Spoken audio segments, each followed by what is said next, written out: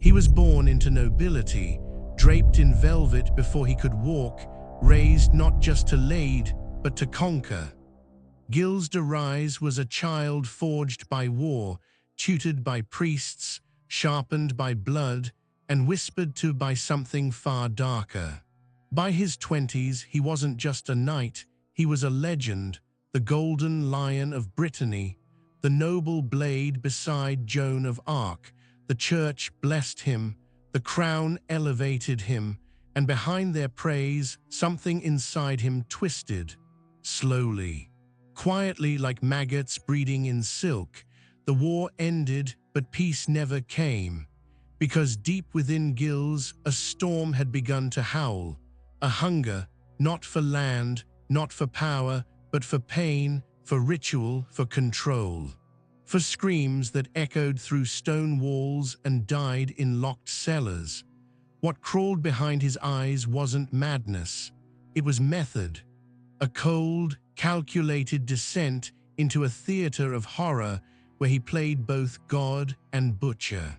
And France, the same nation that had once cheered his victories, looked away. Because monsters in armor are harder to see. This is not the story of how a man lost his mind. It's the story of how he fed it piece by piece with the flesh of the innocent. Now step back to the beginning, before the shadows fully claimed him, when the boy was still golden and his future still bathed in banners and light. Golden Boy of Brittany. The boy was born in a fortress.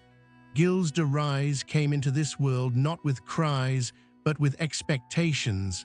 Son of a warlord, grandson of crusaders, heir to a bloodline soaked in conquest and prestige. By age 5, he could recite scripture and trace his lineage to Charlemagne. By 7, he could watch men hang and not flinch.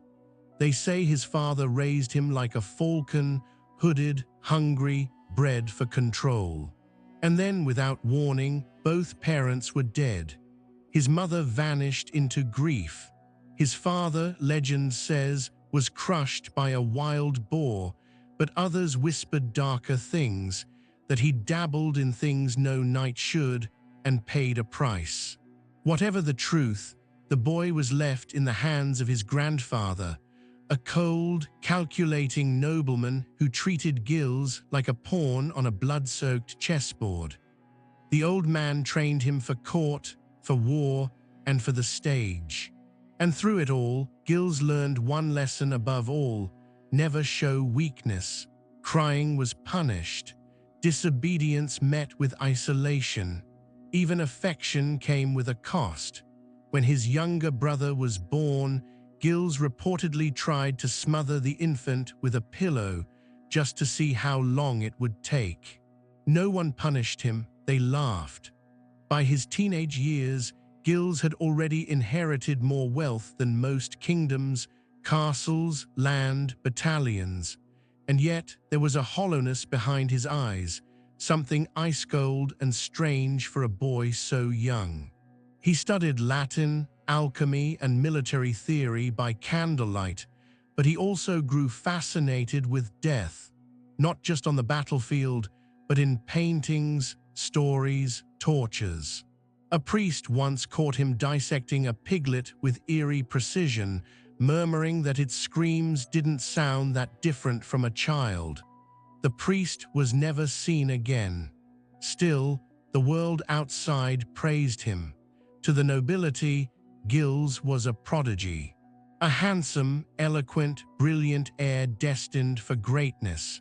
But to the servants who cleaned his chambers, who found birds with their wings removed, small dogs gutted and posed like dolls, there were whispers, furtive glances. Doors locked tighter at night, yet no one dared accuse the golden boy, not then, because Gilles knew how to perform. He learned early that horror wears a charming face and that cruelty, when wrapped in silk and prayer, looks like strength. So when war came, he welcomed it, not as a duty but as a stage, and in that fire he would find his perfect role. The battlefield, the maiden, and the moment he saw something holier than himself, or perhaps something to destroy. The holy flame and the rotten blades. When war came, Gilles was ready, not for the glory, not even for France, but for the permission to kill without consequence. He charged into the 100 Years' War like a man starved for something beyond blood. He was elegant on horseback, brutal in melee, and utterly merciless. Men screamed and ran, Gilles smiled and rode them down. His blade didn't just sever limbs, it performed. Each stroke deliberate, choreographed like a cruel ballet. Soldiers began to speak his name with awe and unease. "That one," they whispered. "He doesn't pray after battle, he celebrates."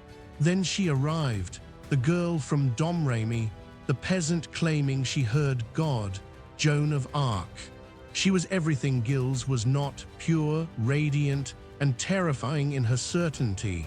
When he met her, he didn't mock her like the others. No, he stared. He watched her speak, rally, command, as if possessed by something divine. And something inside him twitched. For the first time, he saw a kind of madness purer than his own, a madness that sanctified. Joan didn't just march toward death. She dragged thousands behind her, believing they were saved. Gilles followed her not out of loyalty, but fascination, obsession.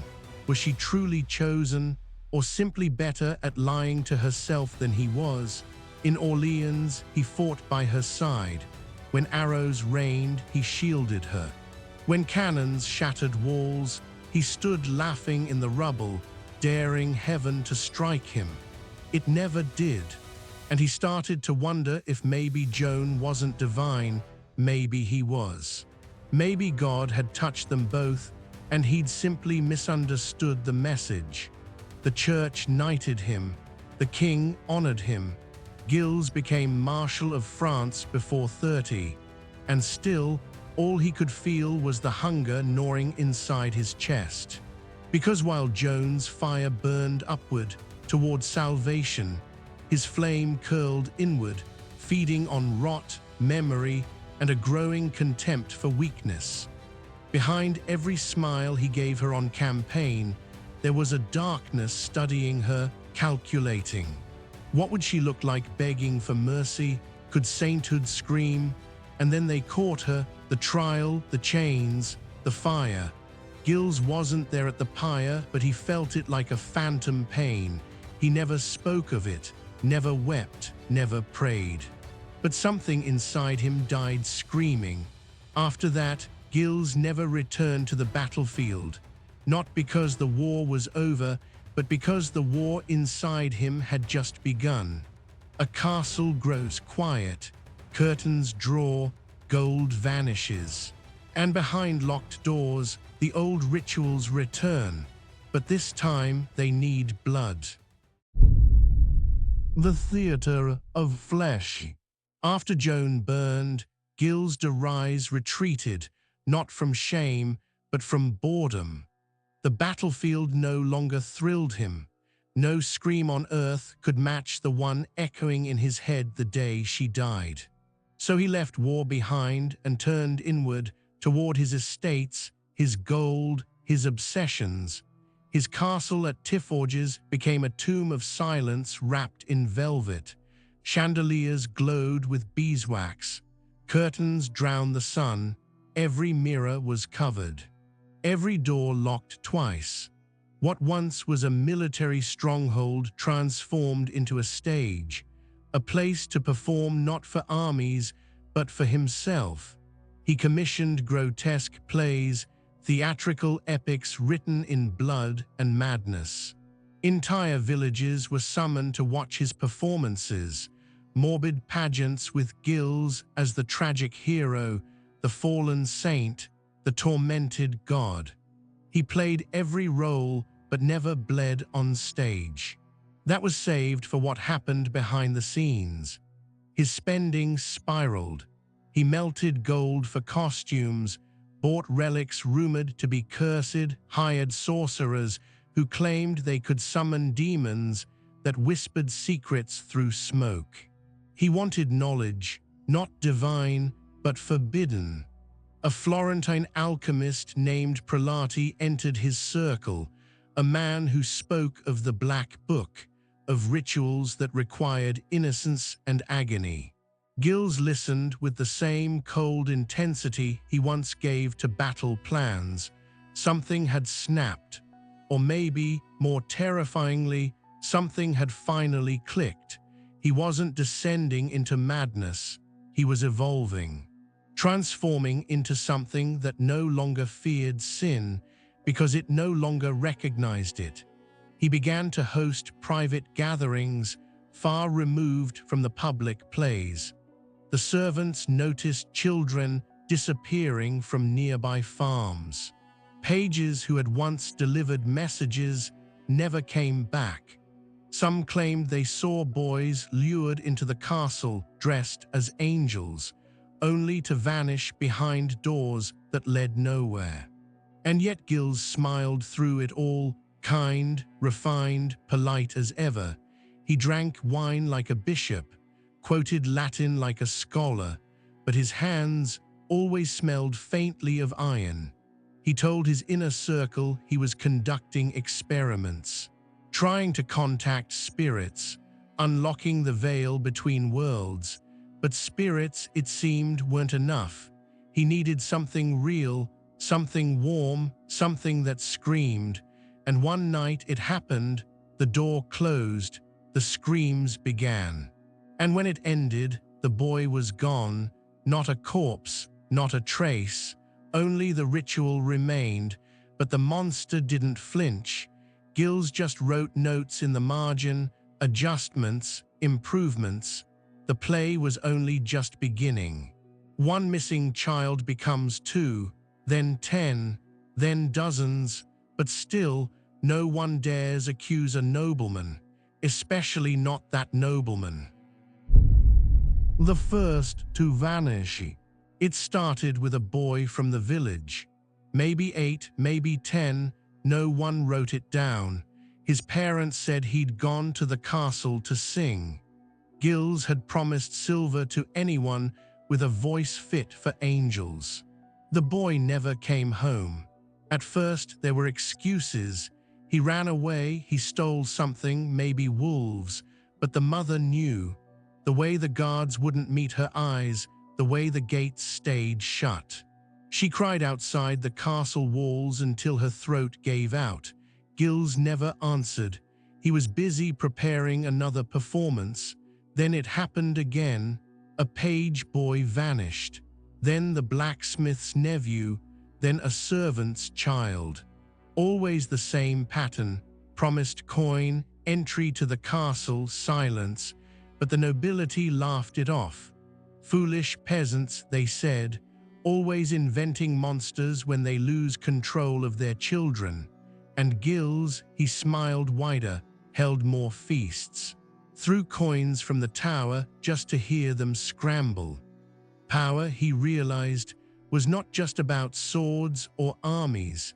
It was about vanishing people in broad daylight and having the world say thank you. What they didn't see was what happened inside the walls. The victims weren't merely killed, they were dismantled. Bodies posed like religious tableaus, heads removed slowly, lovingly, so the mouth could still whisper. Organs preserved in glass. Bones crushed and mixed with incense. Sometimes Gilles would pause halfway through, listening, as if waiting for an answer from whatever void he was feeding. And if no answer came, he would start again, with someone smaller. There were nights, they said, when the castle lit up with torches and chants. Screams smothered in velvet, doors sealed from the inside. A priest who once dared question him was found floating face down in the moat, his tongue removed, a cross carved into his chest upside down. It was ruled a suicide. Still, the noble circles protected him. They couldn't fathom that a Marshal of France, hero of Orleans, companion of Joan could be a beast. They poured wine, laughed at rumors, and tightened the leash around the peasants who began to speak out. One baron even wrote, "If such things were true, surely the Pope would know," as if hell ever needed papal permission. And through it all, Gilles grew more confident, more theatrical. He began documenting the deaths, calling them offerings, recording every detail in ink and blood. He believed he was on the brink of unlocking something. Power, immortality, forgiveness, even he didn't know. But the killings no longer scared him. What scared him was stopping, because if the screams ever stopped echoing off his walls, he might be left alone with his own. And those were far worse. Behind locked doors, the rituals evolve, no longer just murder, but ceremony. And whatever Gilles is trying to summon is starting to whisper back.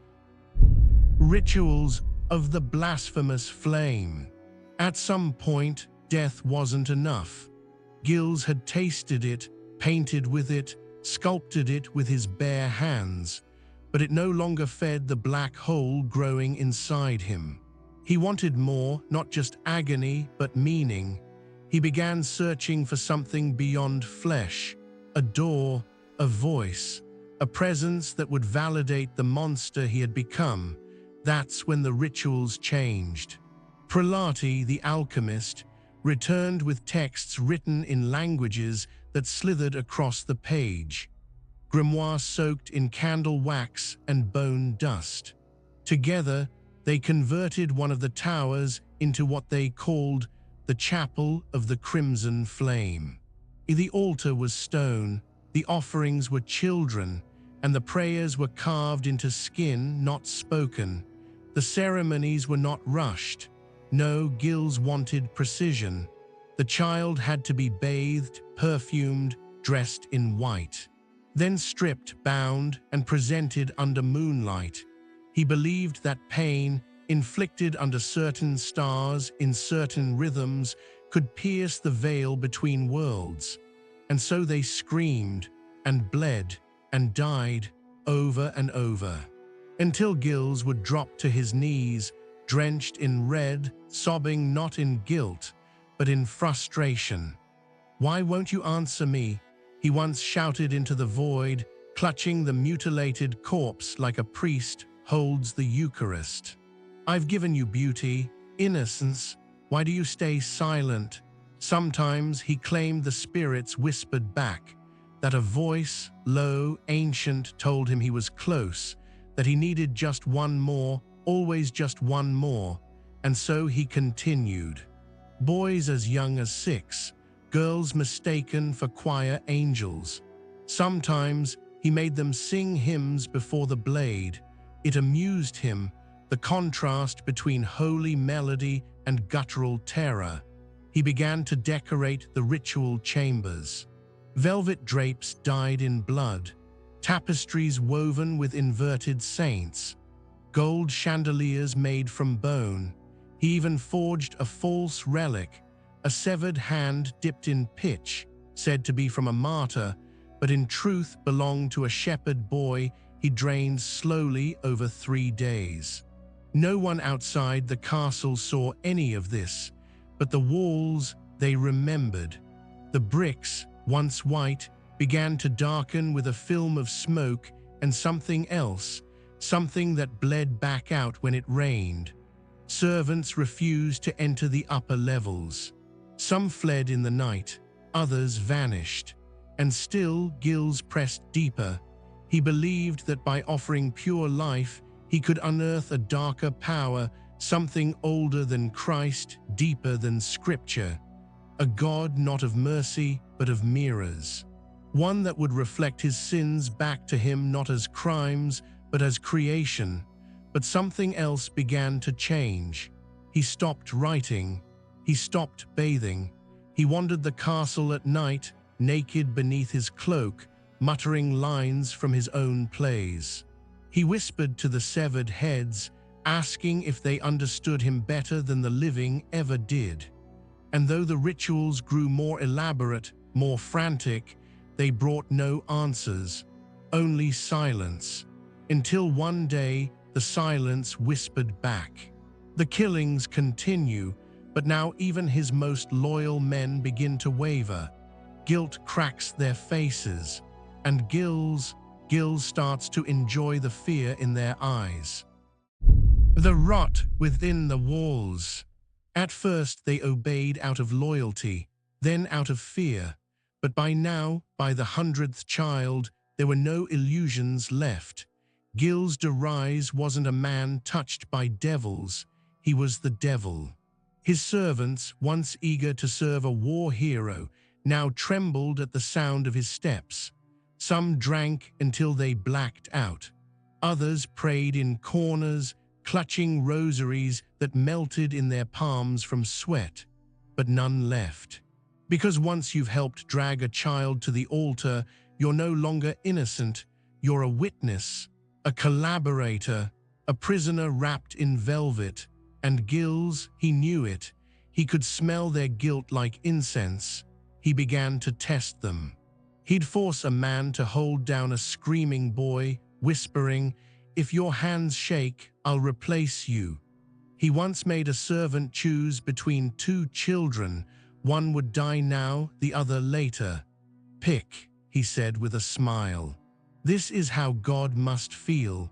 And when the man chose, Gilles kissed his forehead and slit both throats anyway. "You still don't understand the rules," he murmured. Some tried to confess. One guard begged to speak to a priest. The next morning, he was found crucified upside down in the stables, with his confession nailed to his chest in his own handwriting. Another jumped from the tower. No scream, just silence, and then a sound like a melon bursting on stone. Gilles didn't mourn, he applauded. "We are cleansing the weak," he said. "Soon only the worthy will remain." He stopped pretending. No more theater, no more Latin prayers, just raw primal horror. He once forced a young page to eat pieces of another boy's flesh, whispering that communion was only real if it cost you something. "Do you feel holier now?" he asked, tilting the boy's face upward, tears mixing with blood. He even turned on his own kin. A distant cousin arrived, disturbed by rumors. Gilles offered him wine, laughter, and later his spine carved into a flute. He began keeping trophies, locks of hair, fingernails arranged like rosary beads. He said they helped him sleep, but he hadn't truly slept in weeks. He wandered the halls with eyes that no longer blinked, muttering names no one recognized. Some nights they found him naked, smeared with ash, standing in a circle of severed limbs. "They're almost here," he'd whisper. "The gates are opening." And the servants would pretend not to hear, pretend not to look, pretend not to scream. Because by now, the only thing worse than staying was leaving. But outside the walls, things were changing. The villages began to stir. Families whispered. Mothers kept their sons inside after dusk. Priests began writing letters that spoke of heresy, of black mass, of the hero of France turned child devourer. And the church began to listen. The wind shifts, the peasants speak. And for the first time in years, someone dares to knock on the gates of Gilles de Rais, not to serve, but to investigate. Whispers at the gate. They came not with swords, but with questions. The first knock on the gate wasn't from an army, it was from a priest. Old, trembling, and holding a parchment signed with a bishop's seal. Gilles met him in the courtyard, wearing a robe stitched from crushed crimson velvet, gold trim, and dried blood beneath his nails. He smiled as if welcoming a guest to dinner. "Have you come to see the play?" he asked. "It's a tragedy, but I think you'll enjoy the third act." Word had spread. It started with whispers in market stalls, children disappearing, servants gone pale, strange lights in the tower. Then came the letters, anonymous, desperate, soaked in wine and fear. "We believe he is possessed," one wrote. "He burns incense made of bone. He keeps no dogs, only chains, and his cellars, they echo." Parish priests forwarded these letters upward, and the church, so often blind, finally blinked. Still, it was delicate. Gilles was no mere man. He was Marshal of France, a war hero, godfather to kings. He'd bled beside saints. If they were wrong, they'd burn with him. But if they were right, and they feared they were, then France was rotting from within, and the smell could no longer be masked. As more inquiries came, Gilles did not flee, he laughed. He dined louder, drank heavier, made his rituals more frequent, more theatrical. He even began inviting outsiders, young clerks, local nobility, into select chambers to witness art. Some returned, shaken, never speaking again. Others didn't return at all. His servants watched from the shadows. By now they were hollowed out, faces gaunt, eyes sunken, bound by terror and guilt. One tried to escape. He made it 6 miles before being dragged back, his hands removed, tongue slit, eyes burned with hot wax. Gilles displayed him at the gates. "Let all who fear truth beware false silence," he wrote in Latin above the body. But the silence was breaking. In nearby villages, mothers gathered with torches.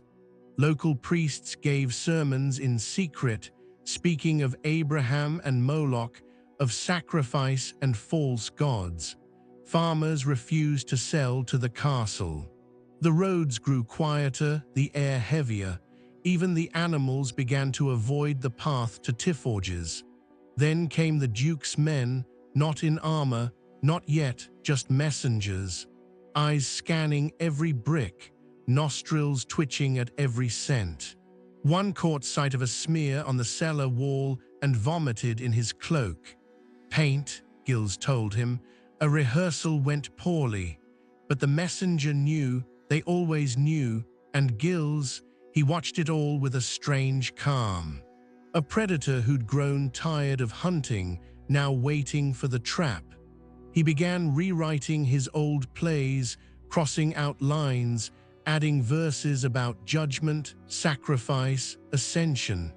"Let them come," he whispered to Prelati. "Every great tragedy ends with a reckoning. The audience demands blood. The church strikes, the castle is breached, and the trial begins, not of a man, but of something far more monstrous, something that no longer even pretends to be human." The trial of the devil's marshal. They came for him at dawn, not with steel, but with parchment, witnesses, and the seal of the Duke. Gilles didn't resist. He laughed, kissed his ring, walked out of Tifforges as if heading to another ceremony. "At last," he said, "an audience worthy of the finale." He wore black and red, like a bishop at a funeral, and in a way he was. The trial was held in Nance, under stone arches and stained glass that had seen centuries of confession. But nothing like this, not like him. The chamber filled with silence before he spoke. Even the judges trembled, not from fear of the accused, but from the possibility that the devil had, in fact, worn French armor. They read the charges: heresy, sodomy, sacrilege, witchcraft, the abduction, torture, and murder of over 100 children. But no number could contain the stench of what he had done. One servant confessed that they'd burned the bones in ovens, crushed skulls to powder mixed ash with wax to light his holy nights. Another wept as she described the prayers spoken while children bled out beneath the altar. And then came the parents, one by one, mothers with shaking hands, fathers who looked half dead, faces ruined not by time, but by hope that had rotted in their hearts for years. And Gilles, he listened, calm, poised, correcting details with eerie precision. No, that one was 7, not 9. He sang in E minor before I opened him. He referred to them not as victims, but as roles, scenes, sacraments. He described how the first scream was always the most pure, how silence, after death, had a weight to it, how he once saw a shadow flicker behind the altar and believed it was God watching him work. When asked if he repented, he smiled. Of what? Art. Then he laughed, loud, sharp, echoing off the stones like thunder in a tomb. You fools never wept when I slaughtered Englishmen. You praised me. When I made boys into martyrs, you call me beast. Is the altar only sacred when it's public? Some clergy turned pale, one judge vomited, another ran from the room sobbing. Prelati tried to recant, but Gilles stared at him once, and the man fell silent forever. No one could tell whether Gilles truly believed his own madness or whether it was all still a performance, a finale rehearsed to perfection. Then came his confession, not weeping, not begging, but reciting like scripture. He described the rituals in detail, the tools, the oils, the candles made from human fat. He confessed to crimes no one had even accused him of, children no one had reported missing. He said he kept a list in his dreams. He named them one by one until the clerk's hand trembled too hard to continue. And when it was done, when the judges could no longer look him in the eye, he stood. My part is over, he said. Let yours begin. And so they build the gallows, stack the wood, and prepare to kill the devil they once called a hero, hoping fire will cleanse what history never could. The hanging of the Saint of Slaughter. October 26, 1440.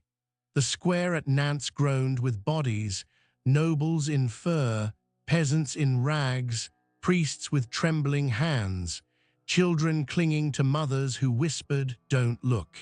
But everyone looked. They had to, because today wasn't just a hanging, it was an exorcism.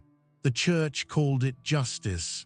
The crown called it cleansing, but the crowd came to see whether evil blades like a man. They built the gallows high so no one could miss it. Below it, a pyre soaked in pitch. The idea was simple. He'd hang, then burn, rope, then flame, silence, then smoke, but nothing about Gilles de Rais ever went simply. He stepped onto the platform like a priest ascending the altar, robes black, face serene, posture regal. You'd think he was arriving at a coronation. Some say he carried a small crucifix in one hand and the hair of a child in the other. No one knows if that's true, but when the noose was placed around his neck, he looked at the crowd and said, "Remember me not as I died, but as I was when you loved me." That hit something dark inside them, because it was true. They had loved him, France had honored him. Children once sang songs about him. The man they now hanged wasn't a stranger. He was a mirror, and mirrors don't lie. The executioner asked if he had final words. Gilles smiled. "You still think this ends with fire?" Then he kissed the crucifix, closed his eyes, and whispered something no one heard, but many claimed to feel. A chill, a pressure, a silence too dense to be natural. As if something beneath the stones was listening, The rope dropped. His body snapped, limbs twitched. A gasp rolled through the crowd, and then the fire, orange, roaring, alive. It climbed his corpse like a lover, cloth hissed, flesh split, bone cracked. And still some swore they saw his eyes remain open far too long, watching, waiting. When it was over, all that remained was ash and a patch of stone that never cooled. For years, no flowers grew there. Dogs refused to walk across it. And the cathedral bell that rang that morning cracked before sunset. But the real horror wasn't the rope, nor the fire. It was the applause, hesitant at first, then louder, a full cheer, as if purging him would rewrite everything. As if burning his body would erase the centuries of rot he had bled into France. But rot doesn't burn. His body turned to ash, but his legend began to spread. A monster, a martyr, a warning. Or the blueprint of something far more timeless and far more human. The echo of the devil's gospel. They burned his body, but they could never burn his story. Gilles de Rais did not vanish into smoke. He sank into the bloodstream of history, into legends, nursery rhymes, and whispered warnings passed from mother to child. In the centuries that followed, his name mutated. Some called him the inspiration for Bluebeard, the noble who killed his brides behind locked doors.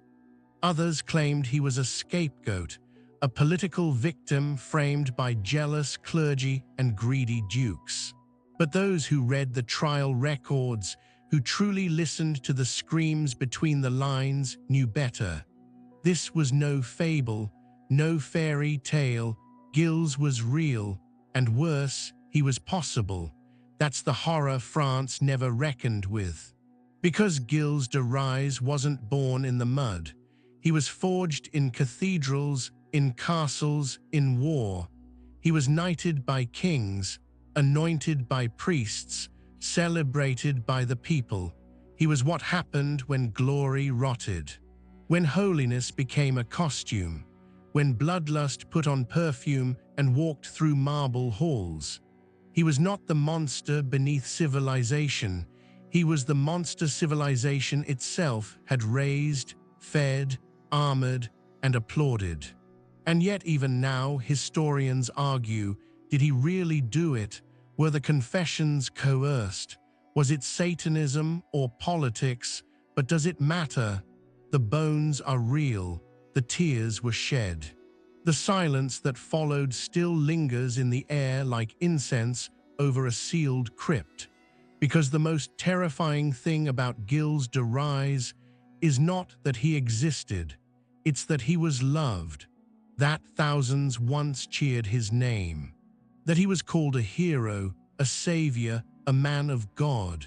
And if a man like that could hide that kind of darkness, how many more wear the same smile? Outro begins, and so we close the curtain, but the stage remains. Because history forgets faces, but it never forgets fear. The stage remains. The gallows are gone, the fire's long dead.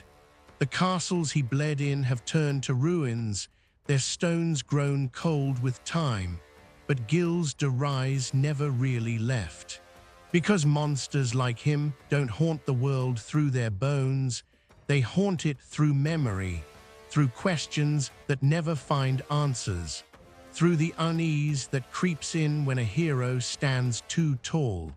He was the saint of slaughter, the noble who prayed in blood, and in the echo of his madness, we are forced to look at ourselves, at the systems that crown men like him, then bury the evidence beneath altars and flags. So maybe the real horror isn't what Gilles did behind locked doors. Maybe the real horror is how long we looked away. If you made it this far, then you feel it too, that strange weight that history leaves behind when it dares to show its teeth. If you find stories like this worth remembering, the dark, the forgotten, the true, then you're already one of us. This is Tortures of the Crown, and we're just getting started.